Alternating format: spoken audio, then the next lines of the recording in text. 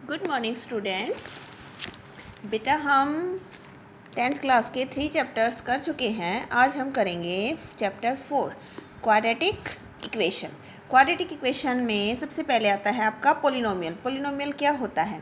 कोई एक्सप्रेशन जो इस टर्म में हो, एक्स की पावर्स में दे रखा हो, ए नोट एक्स की power 1 and a one x की power n-1 plus a n, where a naught a one a n ये सारे आपके क्या बोले जाते हैं? कोफिशिएंट। ऐसे एक्सप्रेशन को क्या बोला जाता है? पोलिनोमियल बोला जाता है। क्या बोला जाता है? पोलिनोमियल बोला जाता है इसको। इस पोलिनोमियल की डिग्री पावर जो है, डिग्री जो है वो कितनी हो जाएगी? n हो जाएगी। डिग्री क्या होती है? डिग्री होती है कि आपको कोई भी ऐसा एक्सप्रेशन दे रखा है, कोई भी इस तरह का एक्सप्रेशन दे रखा है, उसमें जो वेरिएबल की हाईएस्ट पावर उसकी डिग्री, यहाँ पे इसकी डिग्री कितनी होगी? 2। अगर ये दे रखा है तो इसकी में x की मैक्सिमम पावर 1 है, ऐसे लिखा मिलेगा। तो x की 1 पावर है तो इसकी डिग्री हो गई 1। अगर कोई कांस्टेंट है तो उसमें जो कांस्टेंट होगा उसकी पावर 0 है ही नहीं। इट मीन्स उस कांस्टेंट की पावर 0, किसी भी कांस्टेंट की पावर 0 होती है 1। तो यहाँ पे ये जो है हमारा, इसकी डिग्री बोली जाएगी 0। उसके बाद जो आपका क्वाड्रेटिक पोलिनोमियल आता है ना, क्वाड्रेटिक पोलिनोमियल कौन सा होता है? जिसकी डिग्री 2 होती है उसको बोला जाता है क्वाड्रेटिक पोलिनोमियल। और जब हम इस क्वाड्रेटिक पोलिनोमियल को of degree 2 equal to 0 put कर देते हैं तो ये आपकी बन जाती है क्वाड्रेटिक इक्वेशन। इक्वल का साइन आ गया, इतना अगर ऐसे लिखा जाए तो ये बोला जाएगा क्वाड्रेटिक पोलिनोमियल। और अगर इसको हम इक्वल टू 0 पुट कर देते हैं तो ये बन जाती है क्वाड्रेटिक इक्वेशन। इसमें आपको ये भी पहले आप पढ़ चुके हैं, मोनोमियल, बाइनोमियल एंड ट्राइनोमियल क्या होते हैं। ऐसा पोलिनोमियल जिसमें केवल 1 टर्म होती है, जैसे फॉर एग्जांपल x लिख दिया, या 2 है, या x² है, एक ही टर्म होती है, उसको बोलते हैं मोनोमियल। बाइनोमियल में 2 टर्म्स होती हैं, ऐसे x+3 हो सकता है, x² + x हो सकता है, x² + 4। 2 टर्म्स हों प्लस माइनस के साइन के साथ, वो होता है बाइनोमियल। और ट्राइनोमियल में होती हैं 3 टर्म्स। इस तरह हो सकता है आपका x + x³ + 4, ऐसे हो सकता है। कितनी टर्म्स होंगी? ट्राइनोमियल में 3, बाइनोमियल में 2, मोनोमियल में 1। And what is quadratic polynomial? Whose maximum degree जो होती है उसकी कितनी होनी चाहिए? 2 होनी चाहिए। अब हम करेंगे एक्सरसाइज 4.1। बेटा 4.1 जो क्वेश्चन है आपका बहुत ही सिंपल क्वेश्चन है। इसमें फर्स्ट क्वेश्चन में हमें ये बताना है, इस तरह से हमें इक्वेशंस दे रखे हैं, हमें ये बताना है check whether the following are quadratic equations. ये चेक करना है क्या ये क्वाड्रेटिक इक्वेशंस हैं। तो हम इनको सोल्व कर लेंगे। अगर इसमें मैक्सिमम पावर कितनी बचे? 2। मैक्सिमम पावर कितनी होनी चाहिए? 2 से बड़ी नहीं होनी चाहिए, 2 से बड़ी नहीं होनी चाहिए। मैक्सिमम एक्स की पावर कितनी होनी चाहिए? 2। तो ये क्वाड्रेटिक होगा। अब देखिए हम इसको सोल्व करेंगे तो यहाँ हमें a+b का होल स्क्वायर दे रखा है, तो आइडेंटिटी खोल देंगे हम। क्या होती है? a² + b², 1 का स्क्वायर 1, एंड प्लस 2ab, तो 2ab करेंगे तो 2x, और इक्वल टू इस 2 को मल्टीप्लाई कर देंगे। 2 को x से मल्टीप्लाई करेंगे देन 2x, फिर माइनस 2 को 3 से मल्टीप्लाई करेंगे, 2 3 जा 6। सब कुछ राइट हैंड साइड में जो कुछ है लेफ्ट हैंड साइड में लाके लिख दीजिए। राइट हैंड साइड में केवल 0 बचेगा। ये आपका जो कुछ भी राइट में है लेफ्ट में आ गया, ये माइनस हो गया, ये प्लस हो गया। अब देखिए 2x से 2x कैंसिल, यहाँ बचा x² और प्लस 1 और 6, कितना बचा? 7 = 0। देखिए x की पावर 2, x की टर्म नहीं है, उससे हमें कोई काम नहीं है। हमें ये देखना है कि वेरिएबल जो है, वेरिएबल की मैक्सिमम पावर कितनी होनी चाहिए? 2 होनी चाहिए। तो x की पावर 2 है, 2 से बड़ी नहीं है, तो it is a quadratic equation. एक बात और, जिस इक्वेशन में केवल x की पावर 2 और कांस्टेंट है, x वाली टर्म गायब हो, x वाली टर्म ना हो, वो हमारी जो होती है प्योरली क्वाड्रेटिक इक्वेशन बोली जाती है। कौन सी इक्वेशन बोली जाती है? प्योरली क्वाड्रेटिक इक्वेशन, जिसमें x की टर्म नहीं है, x² एंड प्लस कांस्टेंट की टर्म है, वो आपकी होती है प्योरली क्वाड्रेटिक। अब जैसे इसका हम सेकंड पार्ट करेंगे, इसमें दे रखा है x² - 2x = -2 एंड 3 - x। तो ये चेक करना है। तो देखिए हम इसको भी चेक करते हैं। तो पहले हम मल्टीप्लाई कर देते हैं। देखिए -2 को 3 से मल्टीप्लाई करेंगे तो माइनस, एंड 2 3 जा 6, फिर -2 और -x, तो माइनस माइनस प्लस का साइन हो जाएगा और 2 और x को मल्टीप्लाई कर दिया। अब लेफ्ट हैंड साइड में ले आइए, एक्स स्क्वेयर -2x, माइनस का 6 लेफ्ट साइड में आके प्लस हो गया, प्लस का 2x है ये माइनस का हो गया और इक्वल टू हो गया 0। तो देखिए क्या बचा, -2x और -2x हो गए माइनस के 4x और प्लस का 6 इज इक्वल टू 0। देखिए x की पावर 2 बची ना मैक्सिमम, इनसे हमें कोई मतलब नहीं है, ये देखना है x की मैक्सिमम पावर कितनी है। x की मैक्सिमम पावर 2 है, तो इट इज़ ये आपकी क्या होगी, क्वाड्रेटिक इक्वेशन हो जाएगी। क्लियर है। अब जैसे देखिए हम नेक्स्ट करते हैं, ये है आपका x - 2 x + 1 और इक्वल टू x - 1 और x + 3। देखिए इनको मल्टीप्लाई करेंगे तो इस x को मल्टीप्लाई करना है पूरे से, ऐसे लिखेंगे, इस x को मल्टीप्लाई, x है, x को मल्टीप्लाई करना है x + 1 से, हो गया x। तो फिर क्या बच गया आगे, माइनस का 2 भी मल्टीप्लाई करना है x + 1 से, इक्वल टू ऐसे ही यहाँ ये जो x है ये इस x + 3 से मल्टीप्लाई करना है आपको, और फिर क्या है आगे -1, तो -1 को भी मल्टीप्लाई करना है, x को मल्टीप्लाई करना है x + 3 से -1 को करिए। अब x को x से मल्टीप्लाई करेंगे तो x², x को 1 से करेंगे तो x, -2 को x से मल्टीप्लाई करेंगे -2x और -2 को 1 से मल्टीप्लाई करेंगे तो -2 आएगा, इक्वल टू यहाँ भी x को x से करेंगे तो x², x को 3 से किया तो 3x, फिर माइनस का x हो जाएगा और माइनस का 3। अब जो भी राइट साइड में है सारा आप लेफ्ट साइड में ले आइए, यहाँ देखिए x², प्लस का x है और माइनस का 2x है, प्लस का x और माइनस का 2x, तो माइनस का x बचेगा, फिर माइनस का 2। राइट हैंड साइड में है x², लेफ्ट हैंड साइड में ले आइए, माइनस का हो गया। ये देखिए कितने हैं, प्लस का 3x और माइनस का x, कितना बचेगा, प्लस का 2x, और वो इधर आकर हो जाएगा माइनस का 2x, और फिर माइनस का 3 आ गया इधर, प्लस का 3। यहाँ देखिए आपका x² प्लस और माइनस कैंसिल हो गए, माइनस का x और माइनस के 2x, तो माइनस के हो गए 3x, और -2 और प्लस का 3, माइनस का तो 2 है और प्लस का 3, तो ये +1 इज इक्वल टू। देखिए x की मैक्सिमम पावर कितनी बची, 1 है, 2 पावर बची ही नहीं ऐसे, और 2 पावर नहीं बची तो it is not a quadratic equation, ये आपकी क्वाड्रेटिक इक्वेशन नहीं होगी। एक हम क्यूब वाला क्वेश्चन और करते हैं, जैसे इसका जो 7th पार्ट है वो दे रखा है आपको, x + 2 का cube is equal to 2x and x² - 1। यहाँ हम a + b क्यूब की आइडेंटिटी लगाएंगे। a + b क्यूब की होती है a³ + b³ + 3ab × a + b। ये 7th पार्ट है, और 8th पार्ट में आपकी लगेगी a - b क्यूब की आइडेंटिटी, और वो होती है a³ - b³ - 3ab × a - b। इसमें प्लस की लग रही है, नेक्स्ट पार्ट में माइनस की लगेगी, a³ - b³ - 3। तो देखिए ये a + b का क्यूब है, तो ये वाली लगाएंगे। देखिए कैसे लगाएंगे, a³ + b³, बस a की जगह x लिखना है, और जहाँ जहाँ b है b की जगह 2 लिखना है। a³ हो गया प्लस b³ हो गया प्लस 3ab, तो ये हो गया आपका a और ये हो गया आपका b, और फिर ब्रैकेट में a + b, तो ये हो गया आपका a + b equal to multiply, इसको भी करना पड़ेगा। 2x को x² से करेंगे तो x की पावर 2 यहाँ पे और x की पावर 1 वहाँ पे, बेस जब इक्वल होते हैं ना तो पावर्स जुड़ जाती हैं, 1 + 2 3 पावर हो जाएगी, और 2x को 1 से मल्टीप्लाई करेंगे तो 2x आ जाएगा आपका। x का क्यूब हो गया, 2 की पावर 3 मतलब 2 को 3 टाइम्स मल्टीप्लाई करना है, 2 की पावर 3 का मतलब 2 को 3 टाइम्स मल्टीप्लाई करना है, 2 × 2 = 4 एंड 4 × 2 = 8, प्लस ये देखिए कितना हो गया, इनको मल्टीप्लाई अगर करेंगे आप तो ये हो गया 6x, और फिर x + 2। ये लेफ्ट हैंड राइट साइड में जो है ये भी आपका लेफ्ट साइड में ले आइए, माइनस का हो गया और माइनस का 2x है, ये प्लस का इज इक्वल टू 0 बचेगा।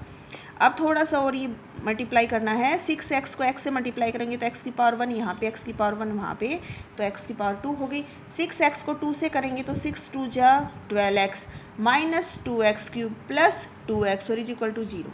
अब देखिए x की पावर 3 और -2 टाइम्स, माइनस की तो 2 और प्लस का 1, तो माइनस का 1 बच गया आपके पास। फिर है 6x² इन डिक्रीजिंग पावर्स में लिखेंगे, पहले 3 पावर फिर 2 पावर फिर ये x वाली प्लस 12x और फिर प्लस के 2x, 12 और 2 कितने हो गए 14x, और साथ में ये बच गया आपका प्लस का 8 = 0। अब देखिए इसकी अगर आपको डिग्री लिखनी हो तो इसकी डिग्री कितनी है, मैक्सिमम पावर कोफिशिएंट जो है ना, ये जो वेरिएबल जो है x, इसकी मैक्सिमम पावर कितनी है 3, इसकी डिग्री कितनी आ गई 3, तो 3 डिग्री वाला तो क्वाड्रेटिक नहीं होता, तो it is not a quadratic equation. ऐसे करना है आपको, फर्स्ट क्वेश्चन में सिंप्लीफाई करनी है। x की अगर पावर मैक्सिमम 2 बचनी चाहिए, 2 से बड़ी पावर नहीं बचनी चाहिए। x की पावर 2 वाली टर्म यहाँ पर ये 2 वाली है, लेकिन केवल इतना अगर आपका बचता तो ये क्वाड्रेटिक होता, लेकिन यहाँ 2 से बड़ी पावर भी बची हुई है, 2 से बड़ी अगर बच गई तो ये आपका क्वाड्रेटिक इक्वेशन नहीं होगी। क्लियर है।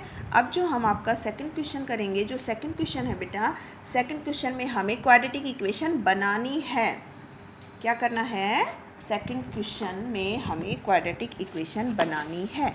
जैसे ये आपको दे रखा है, the area of A rectangular plot is, हमें दे रखा है, देखिए क्या क्या दे रखे है, एरिया ऑफ रेक्टेंगुलर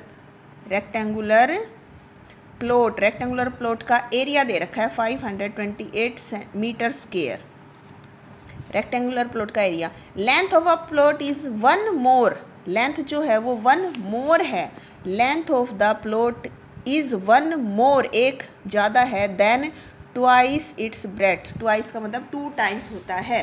तो मान लीजिए आप लेट ब्रेड्थ ऑफ प्लॉट, मान लीजिए आप प्लॉट की ब्रेड्थ कितनी है x मीटर, तो इसने बोला है जो लेंथ है वो कितनी है ट्वाइस ऑफ इट्स ब्रेड्थ की ट्वाइस का मतलब होता है 2 टाइम्स, ट्वाइस ऑफ ब्रेड्थ, 1 मोर, इसमें भी एक ज़्यादा, 1 मोर एक ज़्यादा, किससे एक ज़्यादा, ट्वाइस द ब्रेड्थ, ये आपकी लेंथ है। और एरिया कह रहा था इतना है, तो हमें पता है कि एरिया क्या होता है L × B। तो what is length, length is 2x + 1, and what is breadth is x, L × B, multiply कर दीजिए। देखिए इस x को इससे मल्टीप्लाई करोगे तो 2x का स्क्वायर हो जाएगा, क्योंकि x और x दोनों की पावर 1 और 1 ऐड हो जाएंगी, तो 2 और 1 से मल्टीप्लाई करोगे तो ये आएगा x। ये आपका एरिया आया है, और इसने बोला था कि एरिया कितना है 528, तो ये वाला एरिया किसके इक्वल पुट कर दीजिए 5, आपने निकाला तो इतना आया, इसने बताया इतना है, दोनों इक्वल होंगे क्योंकि प्लॉट तो वही था। अब इसको ऐसे लिखना है 2x² + x, और ये जो 528 राइट हैंड साइड में है इसको लेफ्ट हैंड साइड में लाकर लिख देंगे, माइनस का 528 = 0। बस इतना ही छोड़ना है। हमें क्या करना था, केवल क्वाड्रेटिक इक्वेशन बना के दिखानी है। इसमें बेटा रेक्टेंगुलर प्लॉट का एरिया इसने दे रखा था, इसने बोला था कि लेंथ कितनी है 1 मोर, मोर बोला जाए तो +1 more than twice its breadth, तो ब्रेड्थ मान लीजिए उसके ट्वाइस से, डबल से, दुगने से, 2 टाइम्स से एक ज़्यादा है आपकी लेंथ, फिर एरिया आ जाएगा हमारा L × B करके। अब जो इसका सेकंड पार्ट है सेकंड क्वेश्चन का, उसमें देखिए हम क्या दे रखा है, उसमें इसने दिया है, गिवन है आपका, the product of 2 consecutive positive integers is, क्या दिया है देखिए, मैं यहाँ लिख देती हूँ क्या दिया है, इसने दिया है product of 2 consecutive positive integers is 306, we need to find the integers, equation बनानी है इसका यूज करके। कंसेक्यूटिव पॉजिटिव इंटीजर, कंसेक्यूटिव का मतलब होता है लगातार, मतलब अगर एक नंबर 3 है तो अगला 4 होगा, एक अगर 7 है तो फिर 8 लेना है, एक अगर 10 है तो नेक्स्ट 11 होगा। कंसेक्यूटिव का मतलब होता है लगातार। तो अगर हम मान लीजिए इसने 2 पॉजिटिव नंबर लेने के लिए बोला था, एक पॉजिटिव नंबर मान लीजिए आपका x है, तो फिर जो सेकंड पॉजिटिव इंटीजर होगा वो क्या होगा, 2 लेने हैं, एक अगर x है तो अगला उससे बड़ा, छोटा भी हो सकता है, x है, x - 1 भी हो सकता है, या x + 1 भी, क्योंकि एक नंबर अगर 3 है तो उससे नेक्स्ट 4 भी हो सकता है। कंसेक्यूटिव पॉजिटिव इंटीजर्स लगातार हम इसकी बात कर रहे हैं तो ये भी हो सकता है, 4 को बोल रहे हैं तो 3 भी हो सकता है, 2 नंबर हैं, और इसने बोला है कंसेक्यूटिव, ध्यान रखना कंसेक्यूटिव मतलब लगातार, एक x है तो अगला उससे एक बड़ा हो गया, x + 1, और दोनों की प्रोडक्ट कितनी दे रखी है प्रोडक्ट 306। इसने बोला प्रोडक्ट इतनी है, आप यहाँ प्रोडक्ट निकालिए ना। एक तो था आपका x और एक है आपका x प्लस 1। आप इनकी प्रोडक्ट निकालिए और इसको किसके इक्वल पुट कर दीजिए। इसने बोला है इतनी आएगी। अब मल्टीप्लाई कीजिए, देखिए x और x को मल्टीप्लाई करेंगे तो 1 पावर यहाँ 1 पावर यहाँ, बेस इक्वल है तो पावर्स जुड़ गई, 1 + 1 2। फिर x को 1 से मल्टीप्लाई किया तो x, और 306 आपका लेफ्ट हैंड साइड में आ जाएगा equal to 0, which is your quadratic equation. Equation बनानी थी हमें केवल। थर्ड वाले पार्ट में देखिए, इसने बोला है Rohan's mother is 26 years older than him. Rohan की मदर रोहन से 26 ईयर ओल्डर बड़ी है। रोहन की मदर उससे 26 ईयर बड़ी है। तो मान लीजिए, आप मान लें अगर age of Rohan, let present age of Rohan, Rohan मान लीजिए कितने साल का है, इतने साल का है। तो फिर उसकी मदर कितने साल की होगी, वो अगर इतने साल का है तो इसने बोला है रोहन की mother, Rohan's mother is 26 year older, बड़ी है उससे 26 साल। तो यहाँ पे ये रोहन की एज और ये प्लस 26 उसकी मदर की एज, ये तो मदर ये Rohan. The product of their edges, उनकी एजिज की प्रोडक्ट करनी है, लेकिन अभी प्रेजेंट, अभी वो जितनी एज के हैं उसको प्रोडक्ट नहीं करना है। कब प्रोडक्ट करनी है, 3 years from now will be मतलब फ्यूचर की बात कर रहा है, मतलब 3 ईयर्स फ्रॉम नाउ, 3 साल बाद। तो age of Rohan after 3 years, 3 साल बाद रोहन की एज कितनी हो जाएगी, अभी ये इतने साल का है तो 3 साल बाद 3 साल बड़ा हो जाएगा। And age of his mother after 3 years, अभी उसकी मदर इतने साल की है, 3 साल बाद और 3 साल प्लस हो जाएंगे, तो 3 साल बाद कितनी हो जाएगी, 26 + 3 29। फिर बोला है इसने अब प्रोडक्ट कर दीजिए रोहन की एज 3 साल बाद और उसकी मदर की एज 3 साल बाद, और कहना इसने कहा है अब अगर आप इसको प्रोडक्ट करते हो तो ये जो प्रोडक्ट है मल्टीप्लिकेशन है ये आएगी 360।